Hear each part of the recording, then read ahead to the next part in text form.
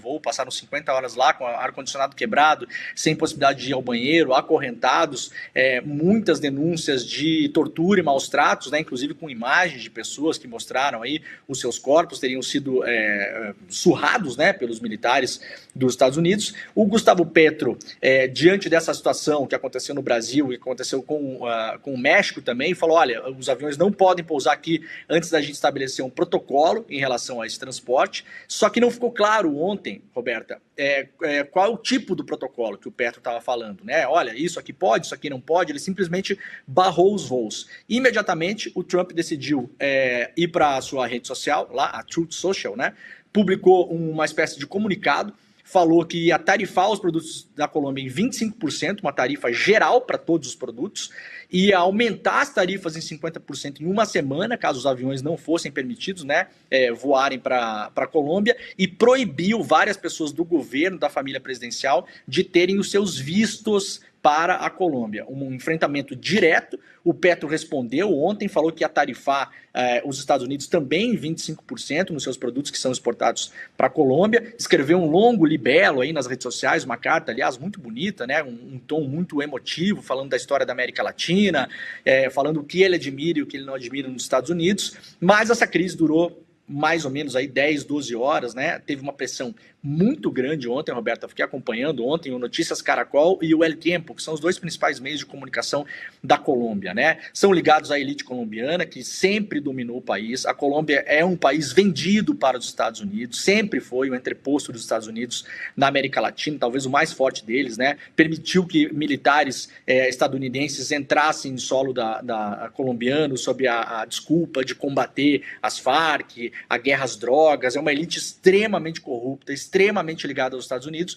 O Petro, como primeiro presidente de esquerda da história do país, ele já no começo do seu governo fez um governo de enfrentamento, esse contexto é importante, já assumiu mandando mais de 100 generais para a reserva, para evitar justamente sofrer um golpe das Forças Armadas, né?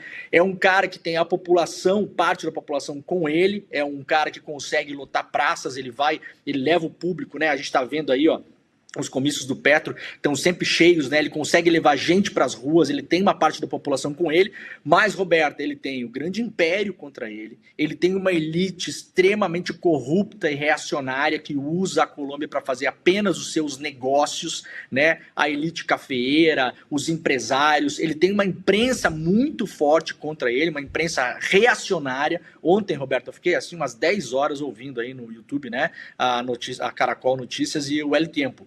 Eu queria tentar entender e ouvir algum contraponto, né? Tentar entender exatamente o que pensa o presidente. Não teve um entrevistado que desse o lado do Gustavo Petro. Eu não estou brincando. Foi 100% de especialistas, jornalistas, deputados da oposição, senadores, empresários, ex-embaixadores, diplomatas, todos massacrando ontem publicamente o Gustavo Petro, que foi forçado a fazer esse recuo. Olha, não se imaginava, Roberta, pelo menos eu não imaginava que ele ia manter essa situação por muito tempo, eu só não achava que ia cair tão rapidamente, né? Prontamente hoje pela manhã a gente viu a notícia de que ele, de fato, então aceitou que os aviões voltassem a pousar na Colômbia. Por enquanto não sabemos se teve mudança de termos, não parece, né? Não parece que teve mudança de termos, agora vão viajar para os Estados Unidos para debater os termos, então por enquanto os Estados Unidos aparentemente seguem mandando os deportados para a Colômbia da maneira como acharem que tem que mandar, se é acorrentado, se não é acorrentado, se vai bater, se não vai bater. Aparentemente os aviões vão pousar e a gente vai observar cenas dos próximos capítulos. Só uma coisa muito rápida, Rô, que acho que é importante colocar na perspectiva. Até o Will mandou hoje de manhã uma notícia importante da NBC lá dos Estados Unidos, mostrando que o México, já na semana passada, tinha negado o pouso de aviões em território mexicano. E notem, o Trump não fez absolutamente nada contra o México. Honduras tinha, na semana retrasada, falado para os Estados Unidos, olha, se vocês mandarem imigrantes dessa maneira degradante para cá, para o meu país, eu vou fechar a base dos Estados Unidos que eu tenho no meu território. A presidenta do México, duas mulheres, aliás, né? A presidenta de Honduras, a Xiomara Castro, e a presidenta do México, a Cláudia Sheinbaum. As duas enfrentaram o Trump também nessa questão da imigração e o Trump não fez nada em relação a elas. O que me parece, analisando a coisa a quente agora aqui, é que se o Trump fosse para cima de Honduras, é um exemplo de um país muito pequeno, né? Seria muito fácil, né? A comunidade internacional olharia e falaria, bom, Honduras tudo bem, né? Você faz o que quiser, é um país minúsculo.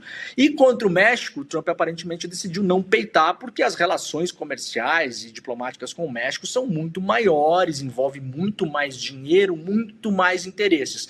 A Colômbia, me parece, viu, Panuzzi, que ela ficou no meio de caminho entre país significante o suficiente para mostrar que ele pode fazer isso, né? E sabendo que ia ganhar essa de modo muito fácil, porque a Colômbia é ultra dependente das exportações do comércio com os Estados Unidos e do fluxo de dinheiro com os Estados Unidos também. Então a gente está vendo aí uma novela em andamento. Nessa semana vai ter reunião dos países da América Latina, convocada de última hora pela Xiomara Castro, que é presidenta de Honduras, que está comandando a CELAC hoje, que é essa unidade dos países da América Latina, e a gente vai ver qual vai ser a decisão lá, se vão apoiar o Petro, se não vão apoiar o Petro, se a América Latina vai se unir em relação à forma degradante como os migrantes estão sendo trazidos para a América Latina, ou se a coisa vai ficar mais ou menos em água parada e o Petro vai ser isolado nessa situação. Eu estou muito ansioso para ver como vai ser essa reunião nessa semana.